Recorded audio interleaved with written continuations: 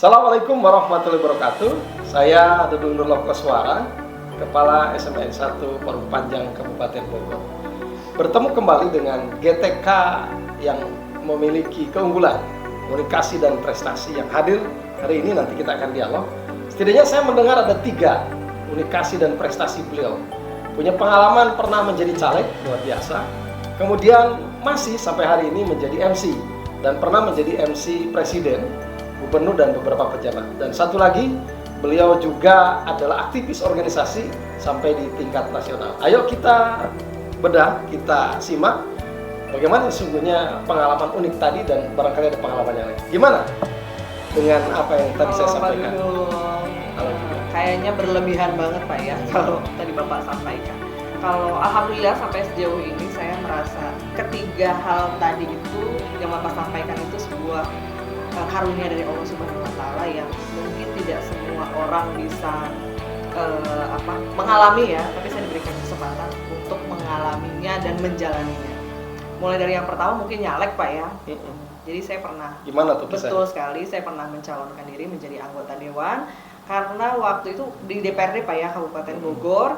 Karena waktu itu memang ada kesempatan untuk mengisi kuota perempuan 30% di Kabupaten Bogor gitu. Dan kebetulan pada saat itu saya tidak bisa memilih lokasi di mana saya akan menentukan wilayah pemilihan, tapi ditentukan langsung oleh partai waktu itu pengusung sebagai partai yang merekomendasikan partai pengusung. Nah, waktu itu saya sempat bertugas di Dapil daerah pemilihan 3 Kabupaten Bogor, meliputi 7 kecamatan. Nah, 7 kecamatan ini alhamdulillahnya lagi ya Bapak, 7 kecamatan ini merupakan wilayah di Kabupaten Bogor yang memiliki potensi wisata yang sangat tinggi.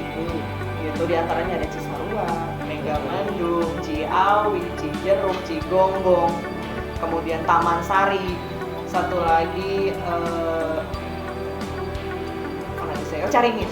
Jadi wilayah wisata. Gitu, dan saya menjalaninya dengan sambil wisata akhirnya Pak, kampanye sambil berwisata. Gitu. Saat itu 2019. Gitu. Terus yang kedua? Kemudian yang berikutnya mungkin memang takdir Bapak ya, karena memang background saya memang pendidikan. Akhirnya kita tinggalkan dulu politiknya, kemudian kita kembali ke guru gitu. Tapi yang tadi Bapak sampaikan betul, saat ini saya masih aktif sebagai pengurus Karang Taruna Pak ya. Benar kan Pak ya, poin kedua Karang Taruna. Kalau ditanyanya sejak kapan, itu sejak saya SD. Jadi dari SD tuh saya juga nggak tahu ya. Kayaknya saya agak punya kelainan gitu, karena saya senang kelainan gitu ya. Saya punya kelainan karena saya senang melakukan sesuatu yang sifatnya tuh sosial. Yang mungkin waktu itu saya merasa nggak punya teman sebaya saya yang juga punya passion yang sama gitu. Akhirnya saya bertemannya sama yang lebih senior gitu ya. Jadi orang yang disuruh-suruh gitu Pak, karena ada kemauan gitu. Mulai beranjak dari situ, kemudian akhirnya saya terlibat banyak kegiatan di lingkungan gitu Pak ya, dari saya SMP, SMA, kemudian masuk ke Karang Taruna dari tingkat unit ya, RT RW, kemudian masuk ke Karang Taruna desa, naik lagi ke kabupaten, kemudian kecamatan dulu ke kabupaten, selanjutnya ke provinsi, waktu itu kita masuk juga, dan sampai ke tingkatan nasional. Luar biasa. Sebuah pencapaian yang tidak mudah ya. Mungkin kalau saya bilang sih itu perjalanan yang. Jadi kalau ingin menjadi aktivis dan pengurus organisasi sampai tingkat nasional harus dari SD ya dimulai. Sejak usia SD. Sebenarnya tidak harus sih Pak ya, sebenarnya nggak harus. Tapi kebetulan yang saya jalani seperti itu. Jadi saya akhirnya bertemu dan tumbuh berkembang bersama teman-teman saya yang memang dari kecil kita udah bareng-bareng, kita sudah bersama. Oke, pernah nyalek, kemudian pernah juga dan masih di Karang Taruna sampai tingkat nasional, dan juga pernah menjadi MC presiden. Gimana tuh kisahnya?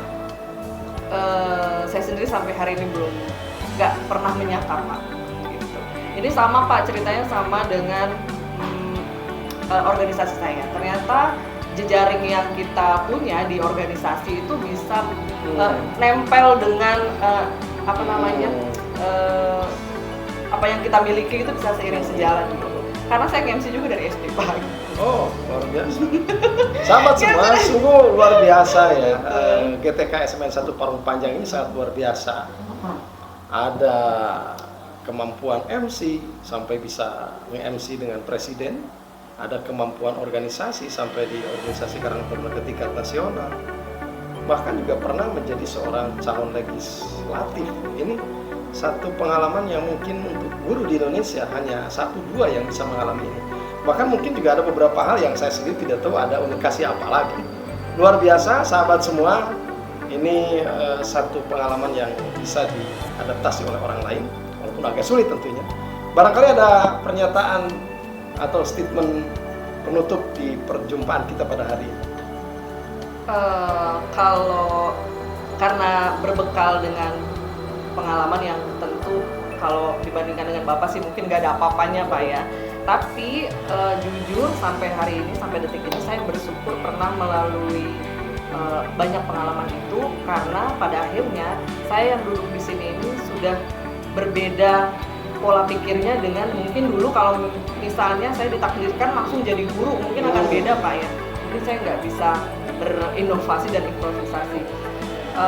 Closing statement-nya ternyata mungkin kalau boleh saya ingin mengajak semua guru itu terus menggali potensinya, kemudian mengembangkan dirinya bukan hanya di sekolah tapi di luar sekolah.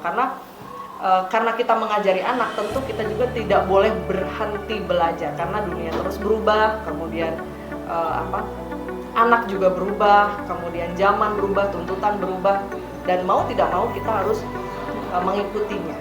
Jadi guru tidak boleh berhenti belajar, guru tidak boleh berhenti bergaul. Luar biasa, terima kasih pertemuan pada hari ini. Closing statement-nya pun luar biasa. Guru tidak boleh berhenti belajar dan guru tidak boleh berhenti bergaul. Tentu gaul yang konstruktif dan positif. Dan jangan lupa, terus kita kembangkan diri asal jangan kembangkan badan gitu ya mungkin ya. Boleh sih, biar sehat. Terima kasih. Assalamualaikum warahmatullahi wabarakatuh.